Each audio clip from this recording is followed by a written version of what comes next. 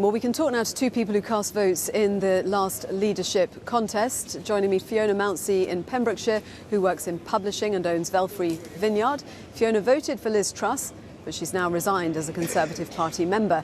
And also joining us, PhD student Akila Jairam in Cambridge, who voted for Rishi Sunak last time around.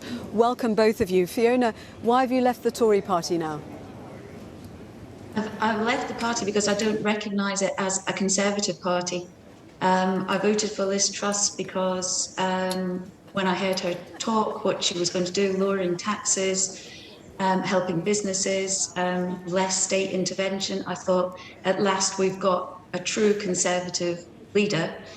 But the Conservative MPs have basically forced her out. We had this ridiculous situation of a Conservative chancellor proposing to lower taxes, and he was sacked. We'd got a Conservative Home Secretary who wanted to control immigration, and she was forced out. And we got a Conservative MP who, like I say, wanted to lower taxes, and she's now left. So I don't recognise it as a Conservative party, and so I've left the party. What did you think about what happened on the markets in terms of the reaction to those unfunded tax cuts?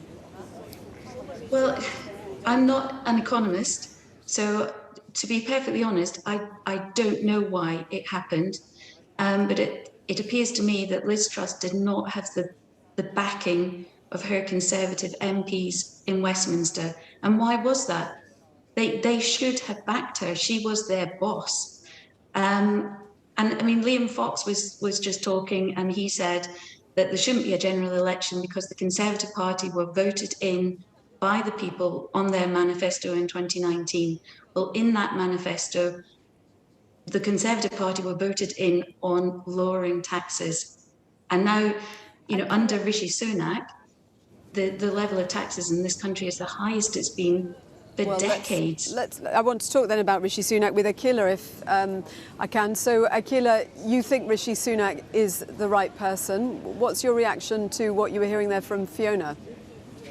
Well, I think the Conservative Party is also a party of pragmatism. It's what we need at the moment. We're in a high inflation economy, and that's why certain difficult decisions have to be made.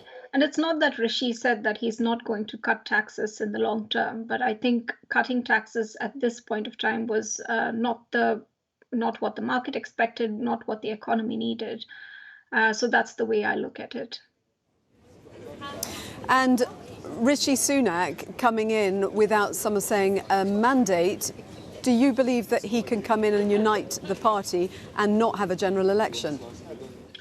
Well, I think within the party he has had quite broad support. So he has support, from people who have traditionally not backed him, such as Kemi Badenoch, Suella Braverman. So I do see him as a uniting figure for now. And I do hope that, it continues, and then we the Conservatives see the country through this difficult economic period. I think it should be country before party at this point. Just need to say goodbye to viewers watching us on BBC World around the globe. Thank you for your company. Bye-bye.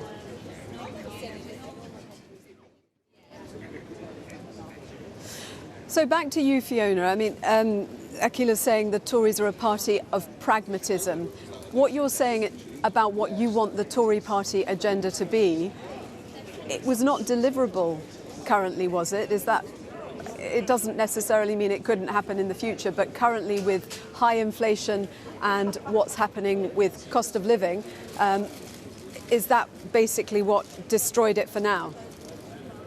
Well, like I say, I don't know. I mean, I've listened to economists who are experts in their field, like Patrick Minford, and in the leadership contest with Liz Truss, he said that her policies, her ideas, her principles could work.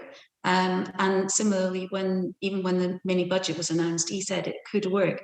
We're not even talking about cutting taxes in the mini budget. They were talking about not raising the taxes further. And when you look at corporation tax going up to 25%, how is that going to help small businesses like I run after these years that we've had with COVID? How is that? It's going to make us the least economically attractive country in the world. How is this going to attract businesses to come and settle here? And these businesses employ people, give people money that they can spend and invest or save. You know, having people keep more of their hard-earned money, that goes back into the economy. And it's better. It's going to help with the cost of living problems that we're facing at the moment. Fiona Mouncey and Akila Jairam, thank you very much indeed for joining us. Well,